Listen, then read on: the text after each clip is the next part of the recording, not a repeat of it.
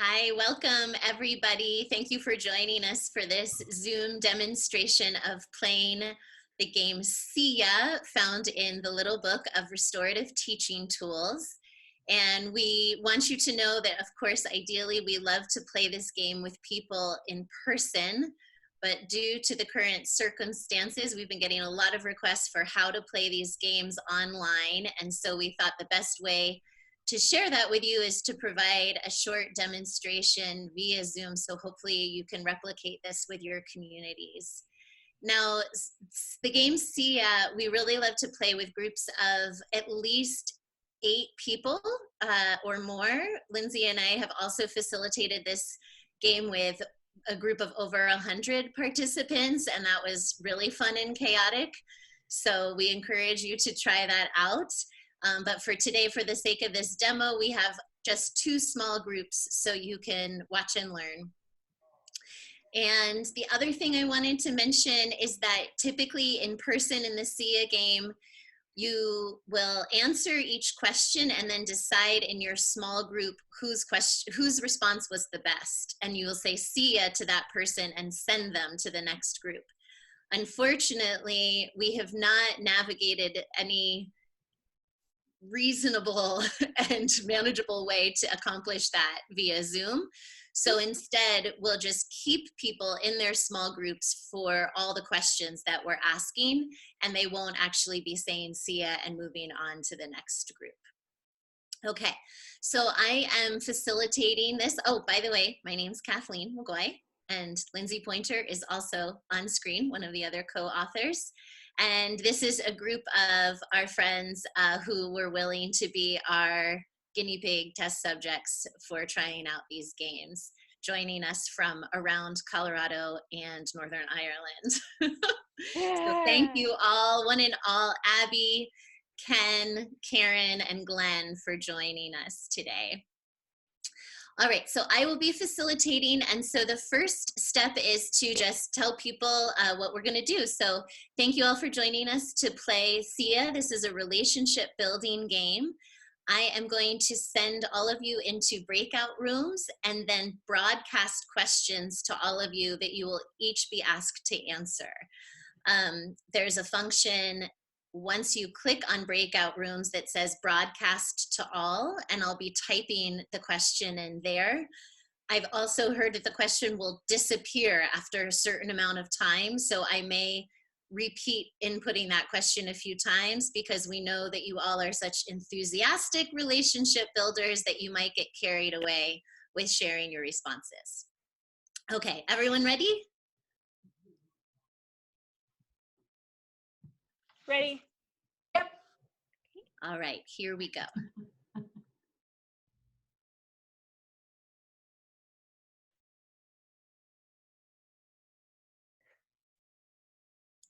Hey! A great breakout room. There we go. It works. It worked. Just a Star Trek moment. Yeah, there's a lot of things that feel kind of sci-fi recently. Okay, here's our first question. Who has had the most unusual pet? Ooh. I don't know. Who wants to go first? I'll go first then. I don't know why you would call it an unusual pet, but I used to have a pet tortoise.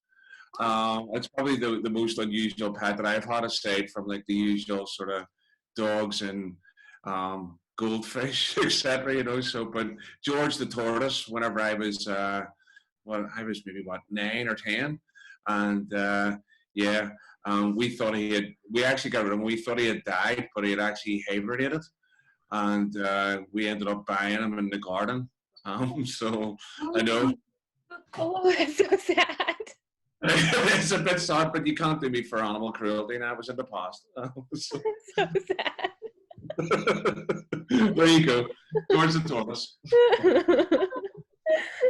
I can't match that.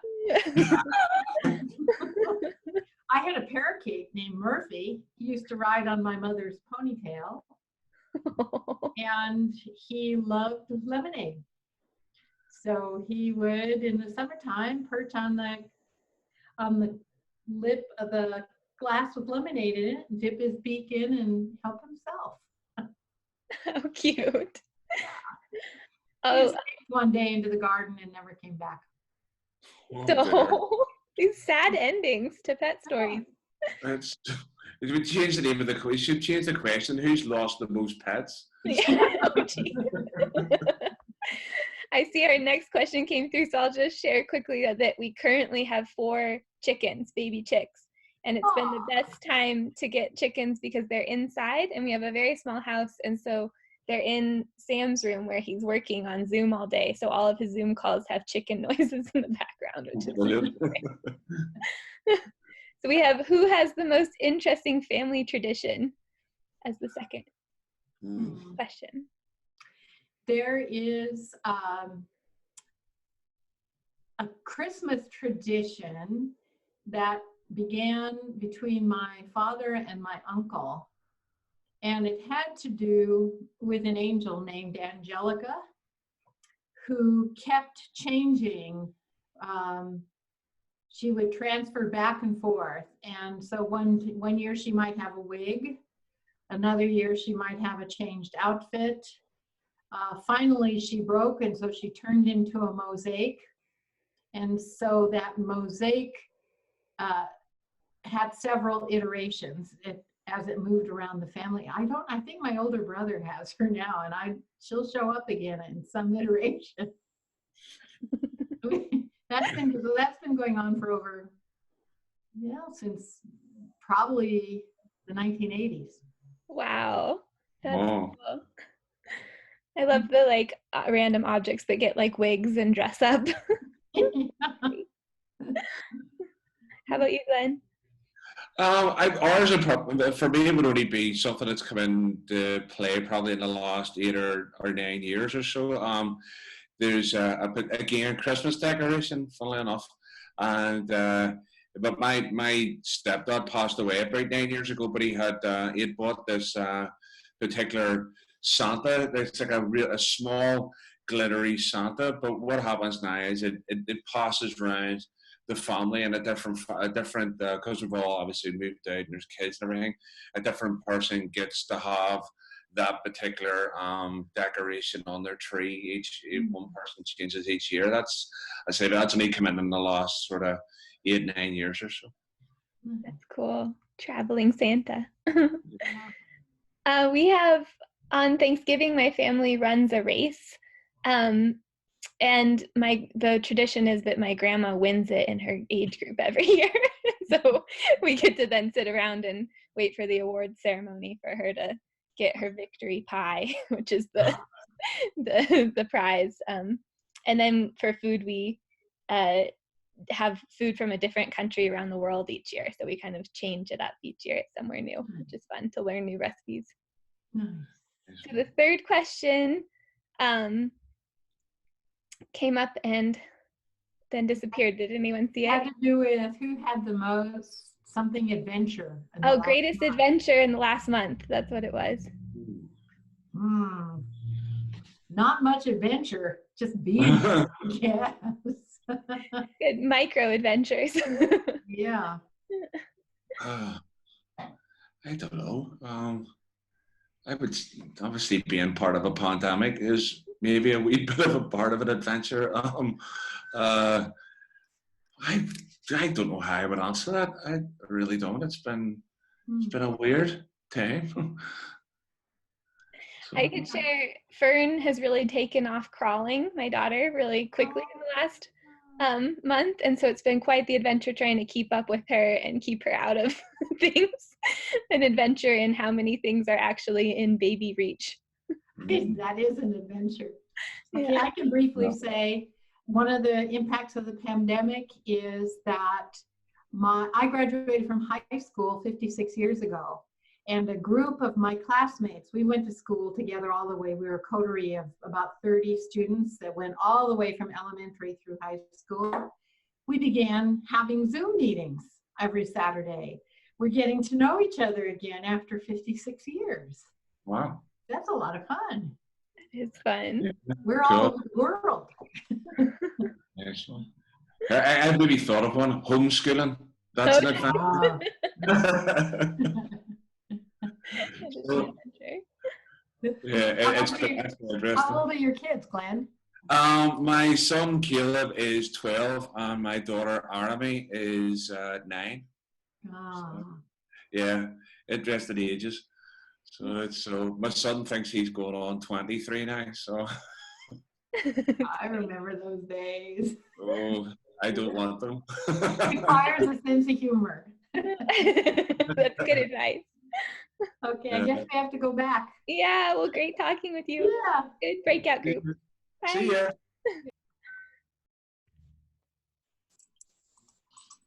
All right, welcome back. Where are your guys? I am facilitating, so I didn't join a group, but the other two should be returning, but they're probably still talking because they're such powerful relationship builders.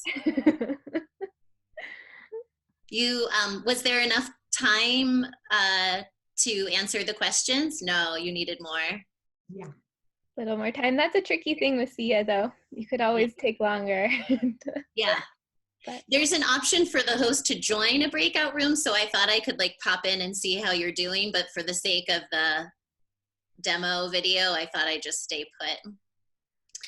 So welcome back, everybody. We want to just wrap up this activity with a couple of debrief questions.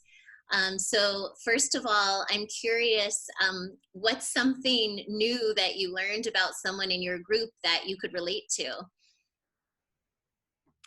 Well, I learned that Karen and I have a wee bit of a Christmas decoration tradition thing going on. It's not exactly the same thing, but it's a link, you know. So I'm learning everything I'm learning about everyone in the group is new. So, but that was a nice one to learn, a wee similar kind of thing, and link to Christmas. Great, thank you. Anyone else? Yeah, I thought it was interesting that we also shared a history of lost pets. Oh, Well, at least yours didn't meet the same fate as mine, Karen, you know, so. I don't know. Well, I don't think, well, unless, you know, it flew across the Northern Ireland and we buried it in my garden. Glenn accidentally buried a hibernating tortoise. Oh, that's bad. I was curious if these missing pets are part of the Christmas tradition or if they're separate altogether. You can answer that offline. I don't want to take that too much. Yeah, the tortoise shell now hangs from the tree. It's sprayed with glitter.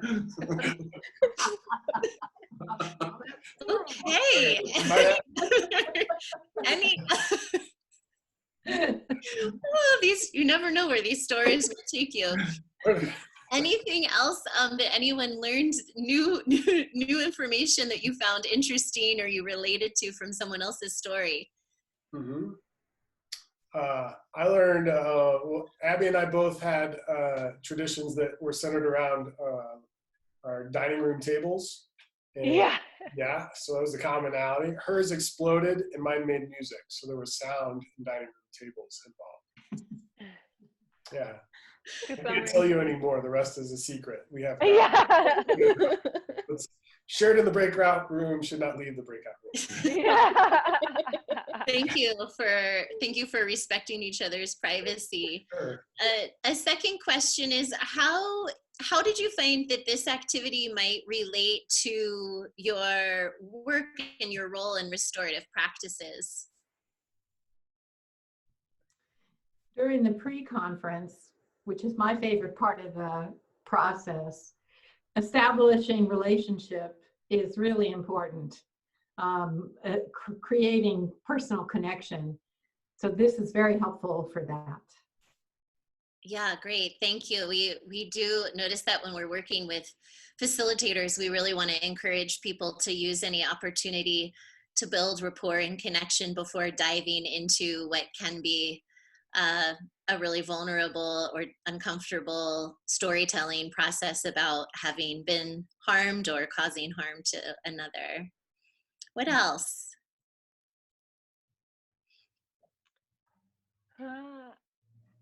Yeah, the unexpected nature of what we can learn and relate to really stood out to me. So, not knowing what the question was going to be, and then realizing that there's commonality even to these seemingly random questions that I've never answered before. So, connecting over something, unexpectedly is really invigorating and like energizing for me.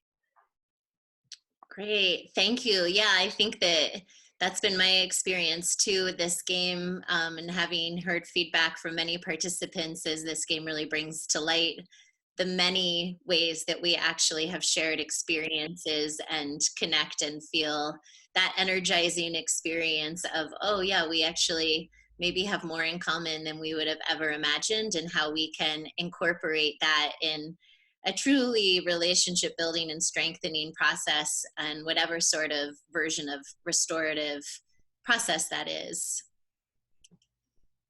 Anyone else?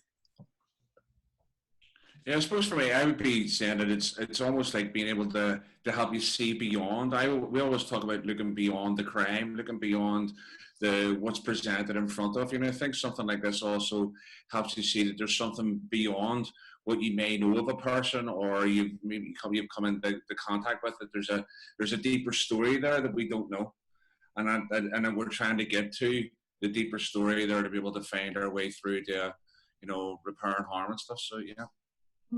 Yeah, thank you. This game is also great for sort of remembering that, to hold space for all that we really don't know about each other, that there's always a deeper story that we may never hear the entirety of, and yet there often is some space available to us to ask an extra question, to reflect back what we've heard, and that helps the speaker feel valued and affirmed, and also helps us get to know each other better so that we can facilitate a more effective restorative process. Great. Well, thank you all so much for participating in SIA. I am hopeful that, as we are all connected as a restorative practices community, that this actually strengthens our relationships with each other as well. And for the sake of our viewers, our book readers who are curious about facilitating this game, I hope this demo has been helpful. I think my one takeaway is that I needed to give you all more time to answer the questions. Is that right? Yeah. Okay, great. Yeah, it's really funny to be the facilitator, just like hanging out solo, looking at myself on the screen and wondering what might be. I didn't want to leave you hanging for too long, but a few more minutes would have probably allowed you to go even deeper in getting to know each other. All right, Karen, Glenn, Ken, Abby, thank you so much for joining me and Lindsay on our first Zoom demo of one of our favorite games, SIA. See ya.